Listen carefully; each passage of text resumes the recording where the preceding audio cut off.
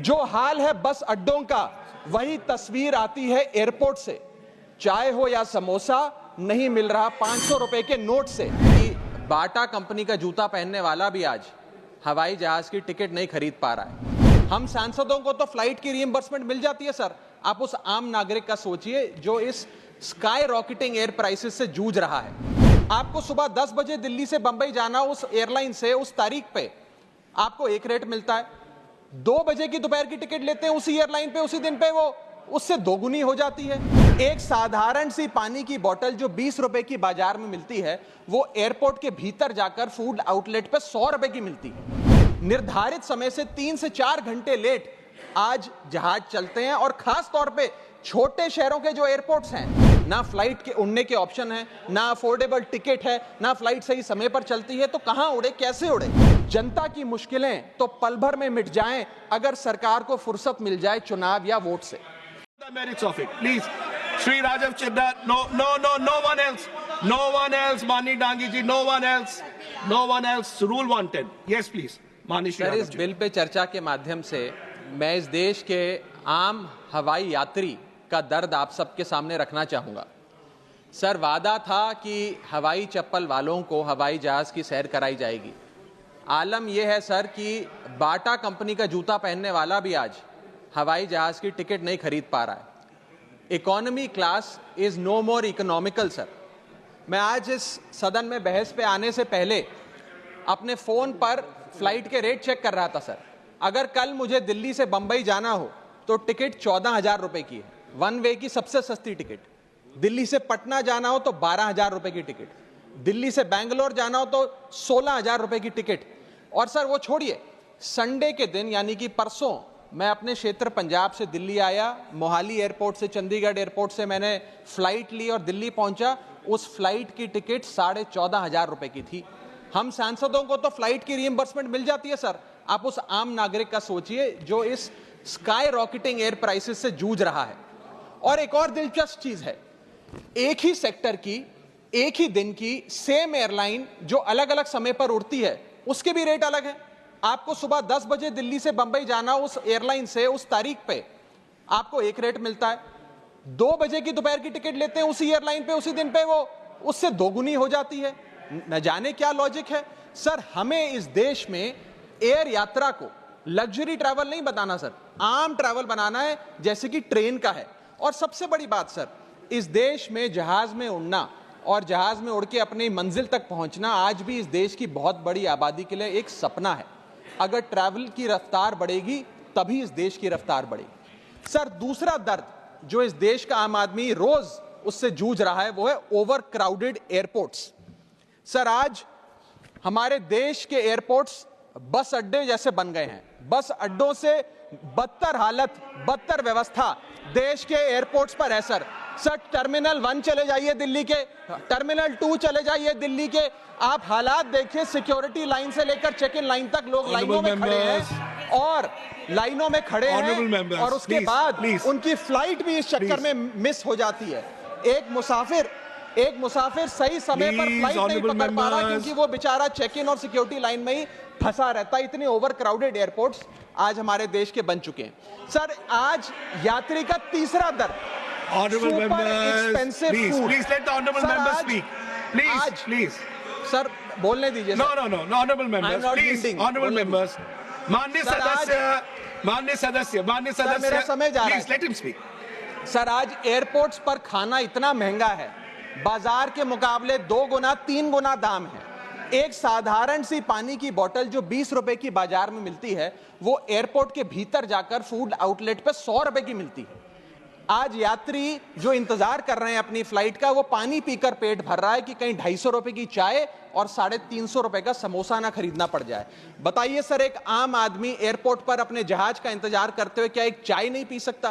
क्या इस पर कोई रेगुलेशन नहीं होना चाहिए? क्या कोई अफोर्डेबल कैंटीन का मैकेनिज्म नहीं होना चाहिए? चौथा दर्द जो आज इस देश के आम यात्री को सर सहन करना पड़ रहा है, वो है पुअर कनेक्टिविटी। आज इस देश के कई टूरिज्म स्पॉट्स पे, कई फेमस शहरों तक जहाज की यात्रा नहीं पहुंचती, फ्लाइट्स नहीं पहुंचती, एयरपोर्ट नहीं पहुंचती। कई शहर, अधिकतर शहर ऐसे हैं जहां पर एयरपोर्ट्स नहीं है। इंसान को जहाज लेकर, जहाज से उतरकर कई घंटों का बस का और गाड़ी का सफर तय कर अपनी मंजिल पे पहुंचना पड़ता है। सर सरकार ने कहा कि मालदीव्स मत जाओ, लक्षद्वीप जाओ छुट्टी मनाने। मैं आपको आज का रेट बता रहा हूं सर, अगर आज मुझे दिल्ली से मालदीव जाना हो तो 17,000 रुपए की फ्लाइट है, लेकिन दिल्ली से लक्षद्वीप जाना हो तो 25,000 रुपए की फ्लाइट है। सर तो बताइए हम मालदीव जाएं कि लक्षद्वीप जाएं? सर चौथा दर्द जो आज पांचवा दर्द जो आज एक आम यात्री को महसूस करना पड़ रहा है, वो है sir flight cancellation and delays. Sir एक आम नागरिक अपनी मंजिल पे, अपनी डेस्टिनेशन पे पहुंचने के लिए, जल्द पहुंचने के लिए कभी कभार ट्रेन यात्रा या बस या गाड़ी की यात्रा नहीं करता, वो महंगी टिकट खरीदता है। महंगी टिकट खरीद के अपनी मंजिल पे समय पे पहुंचना चाहता है। और कुछ ऐसे भी लोग हैं जो आर्थिक तौर पे सक्षम नहीं हैं, लेकिन आपातकालीन परिस्थितियों में, इमरजेंसी सिचुएशन में वो भी महंगी जहाज की टिकट खरीदकर जहाज की यात्रा करना चाहते हैं, अपनी मंजिल पे पहुंचना चाहते हैं। लेकिन क्या वो अपनी मंजिल पे समय पर पहुंच जा रहे हैं?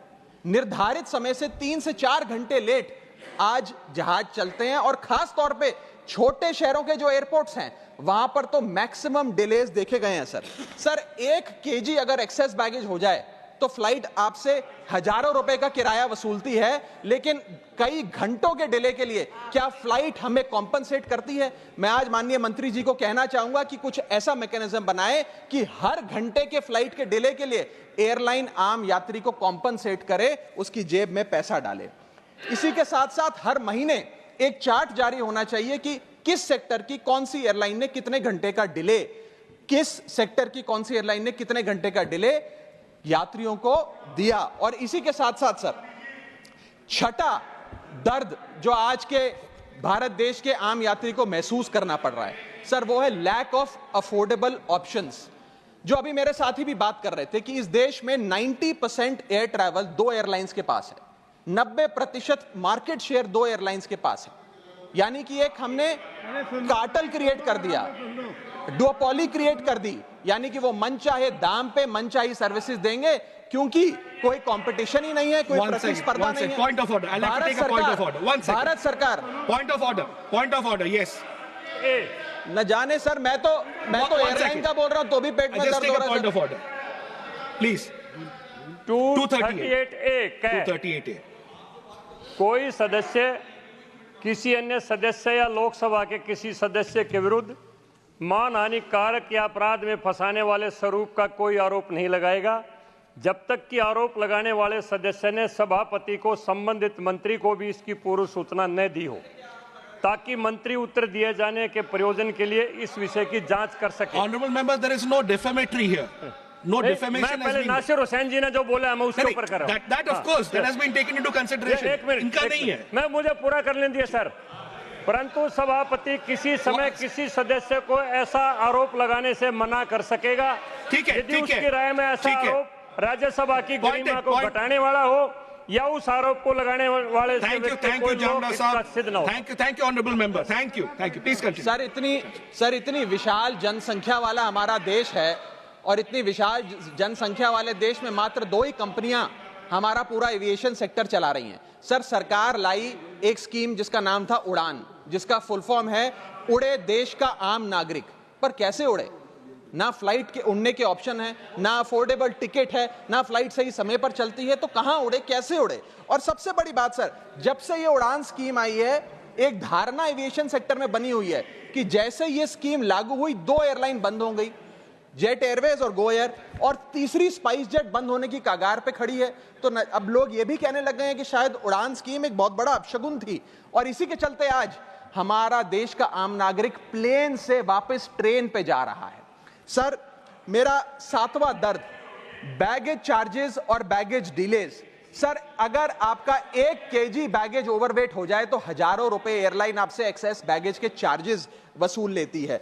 यहां तक कि कुछ लोग अब अपना सामान एयरपोर्ट पर फेंक के चले जाते हैं, बिकॉज उनके सामान में पड़ी वस्तुएं इतनी महंगी नहीं है जितना बैगेज चार्जेस एयरलाइन ले लेती हैं। और बैगेज के डिलेज देखिए सर, लंबा आपको इंतजार बैगेज बेल्ट पे करना पड़ता है कि कब हमारा बैग आएगा।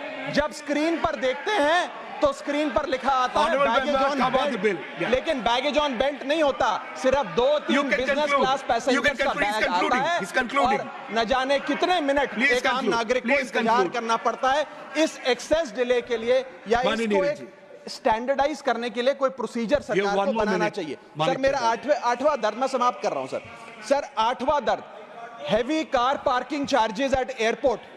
सर आज आप एयरपोर्ट्स पर पार्किंग का ठेका किसी एक कंपनी को दे देते हैं और वो मनचाहे दाम वसूलती है, खास तौर पे छोटे एयरपोर्ट्स पे 200-250 रुपए प्रति घंटे की कार पार्किंग चार्जेस देनी पड़ते हैं। आज आप दिल्ली के एयरपोर्ट चले जाइए, 220 रुपए प्रति घंटा गाड़ी का चार्ज लगता है, और अगर आपने कोई कैब टैक्सी बुक कर ली तो उसका भी मोटा बिल आता है, क्योंकि वो टैक्सी वाला भी expensive car parking charges, airport charges अपने बिल में जोड़कर आपको देता है। सर ये था दर्द फ्लाइट में चढ़ने से लेकर फ्लाइट में उतरने का। मैं अंत में 4 पंक्तियां सुनाकर अपनी वाणी को विराम दूंगा, और आज इस देश के आम नागरिक, आम यात्री का दर्द इन पंक्तियों में आप तक पहुंचाने की कोशिश करूंगा। कहीं है लंबी लाइनें, कहीं चेक इन से पहले काउंटर बंद, कहीं स्लो चल रहा है सर्वर, कहीं इंटरनेट है मंद। महंगी टिकट के बाद भी यात्रा की कोई गारंटी नहीं, आपका सामान चाहे टूटे चाहे फूटे कोई वारंटी नहीं। जो हाल है बस अड्डों का, वही तस्वीर आती है एयरपोर्ट से। चाय हो या समोसा नहीं मिल रहा 500 रुपए के नोट से। रोज फ्लाइटें रद्द हो रही हैं धमकी बम विस्फोट से। आखिरी में सर, कब तक आम आदमी मरता रहेगा एयरपोर्ट की छत गिरने की चोट से? जनता की मुश्किलें तो पल भर में मिट जाएं अगर सरकार को फुर्सत मिल जाए चुनाव या वोट से। Thank you. Honorable members, may I have your attention? Honorable members, the debate will continue tomorrow. We will now take up special mentions. Special mentions, Manya Shri Sanjay Kumar Jha ji. Not present. Present? Manya Shri Sanjay Kumar Jha ji. Special mentions पहुंचा नहीं है माननीय झा साहब के पास। Next point पे चलते हैं, तब तक स्पेशल मेंशन पहुंच जाएंगे। माननीय श्री पैनोरमा ग्रुप, जो सोचता है वो करता है। ये लो मुंह मीठा करो, आज मैंने अपना जॉब छोड़ दिया, अब हम पूर्णिया वापस जाएंगे। जॉब छोड़ दिया है? मतलब ये घर कैसे चलेगा, हम करेंगे क्या, और माँ बाबूजी क्या बोलेंगे? इसलिए मैं एक और मिठाई का डब्बा लाया, अपने बिजनेस के लिए लोन अप्रूव हो गया। अरे लोन अप्रूव हो गया वो तो ठीक है, लेकिन पूर्णिया में हम रहेंगे कहाँ? अपना घर भी तो नहीं है वहाँ। इसलिए तो एक और मिठाई का डब्बा अलग से लाया हूँ। हमने पूर्णिया में घर ले लिया है, पूर्णिया के ई होम्स पैनोरमा में। पूर्णिया में पैनोरमा ग्रुप लेकर आए हैं ई होम्स पैनोरमा। बड़ा घर, आलीशान जिंदगी और अत्याधुनिक सुविधाओं के संग। अरे अब क्यों मुंह मीठा करवा रही हो? क्योंकि हम घर वापसी जो कर रहे हैं। घर वापसी की खुशी पूर्णिया में ई होम्स पैनोरमा के संग। E Homes Panorama, luxurious lifestyle redefined. Bharatiya Janata party का सदस्य बनने के लिए 8800002024 पर मिस्ड कॉल करें। निवेदक भारतीय जनता पार्टी बिहार।